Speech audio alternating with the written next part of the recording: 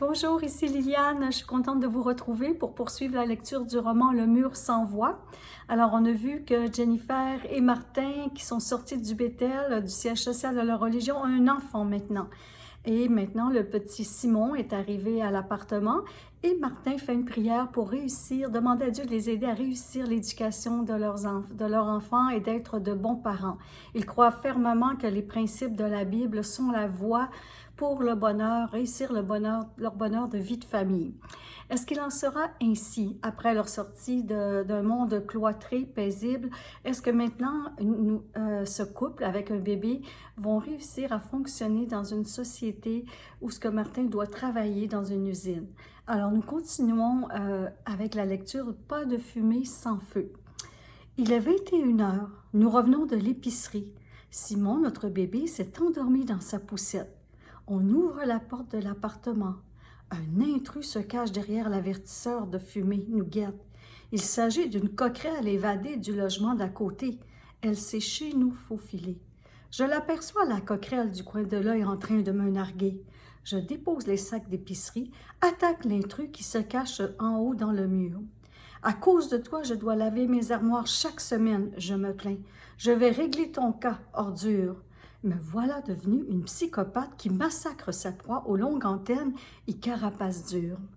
Martin m'aide à déballer la nourriture. La coquerelle à grande patte est éliminée.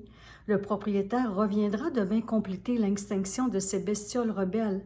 Et on pourra relaxer. J'enveloppe Simon dans sa petite couverture pour l'allaiter, tandis que Martin reste immobile dans le vestibule sans se déshabiller, même s'il est tard. Il dit qu'il doit retourner faire une course, mais les magasins sont fermés à cette heure. Il m'affirme que ce ne sera pas long, seulement quelques minutes, et ne me donne pas plus d'explications. Martin n'est pas du genre à mentir. 1 heure, mais 2 heures passent et il n'est pas revenu. Il est plus tard que minuit. J'angoisse, me berce, lasse assise.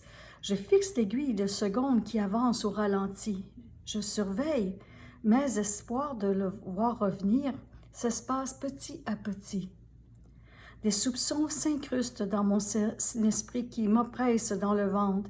Chaque minute de son retard confirme mon intuition, soit la chute de notre couple dans un univers de déchéance. Sur ma chaise, alors que je me berce mal à l'aise, mon tourment à l'affût du moindre bruit de l'ascenseur, je marche en long et en large dans l'appartement, guettant l'heure. Quand reviendra-t-il? Martin, est-ce qu'il me trompe? Mon cœur bat à tout rompre à cette pensée. Je me fais honte d'y avoir même songé. Ces réflexions de malheur et d'adultère n'ont pas raison d'être dans notre couple. Il est impensable que mon mari, si dévoué, soit un traître.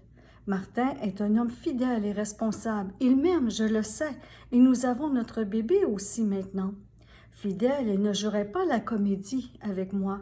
Il est un frère spirituel. Et voilà toutes les réflexions qui se bousculent dans les coulisses de mon esprit. Alors que la vision de notre couple idéal glisse dans une spirale de suspicion et de doute, le rideau tombe sur notre paradis.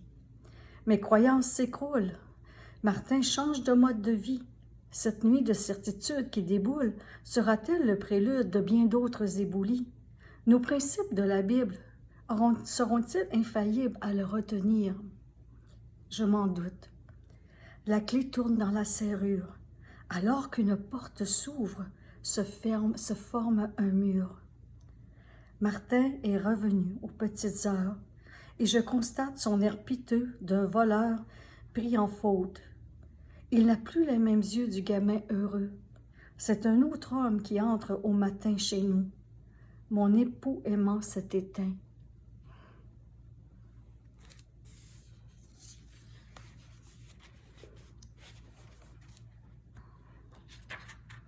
« Il faut que je te parle, me dit-il.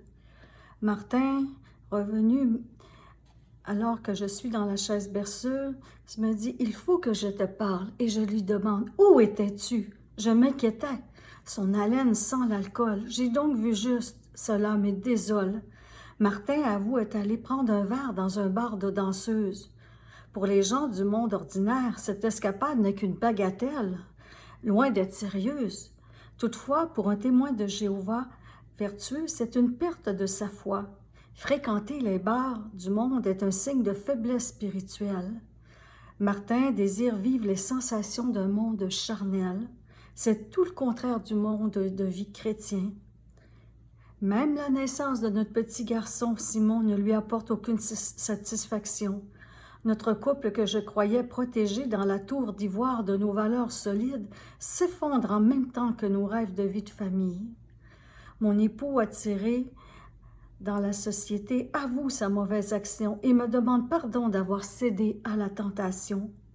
Bouleversée par cette révélation, je ressens en moi-même un sentiment d'échec en tant que femme. Seule au monde, sans un compagnon vrai, je me sens laide et inerte. Mon mari dit ne plus se reconnaître. C'est ainsi qu'il a agi. En foutant toutes nos valeurs à la porte, je lui rétorque. J'entends tes doléances, mais au fond, je comprends que notre bonheur nous quitte par le petit escalier secret en arrière. Ce nouveau parcours sera un parcours sans retour, loin de nos promesses d'amour que je croyais vraies pour toujours. Le lendemain de son escapade, Martin Contry me demande d'appeler Victor, l'ancien au Bethel, son ami, son mentor. Il désire lui confesser sa mauvaise action, car il est un ancien qui doit représenter la congrégation par son exemple. Il dit vouloir se repentir afin de continuer de servir les frères dans la congrégation. Moi, sa femme bienveillante, je décroche le téléphone et appelle Victor, dénonce mon mari non vertueux. Comme j'ai honte. À Victor, je raconte l'escapade de Martin la veille et Victor est désappointé de cette nouvelle, car il considère Martin comme presque son fils, le portant même sur un piédestal, mais voilà qu'il glisse. Martin reconnaît ses torts, mais Victor n'a d'autre choix que de former un comité judiciaire pour examiner l'affaire, un tribunal chez les témoins de Jéhovah. Par sa conduite, Martin est-il encore digne de servir comme ancien auprès des frères? Telle est la question. Est-ce qu'il va céder dans l'avenir à d'autres tentations pareilles? Martin Contry explique avoir agi sous l'influence de ses collègues de l'usine qui l'invitent à aller avec eux boire dans les bars après le travail.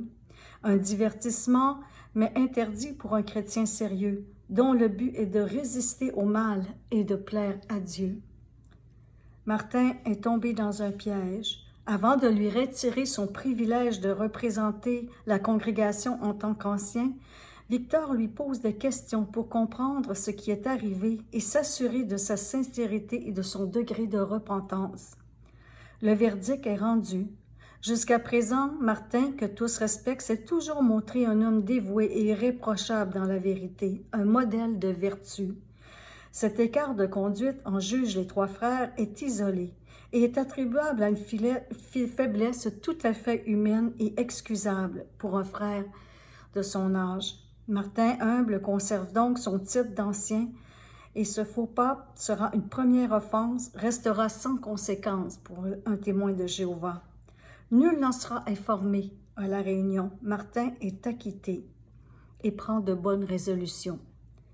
Nous demeurons donc un exemple de famille dans la chrétienne, un modèle aux yeux des frères et sœurs.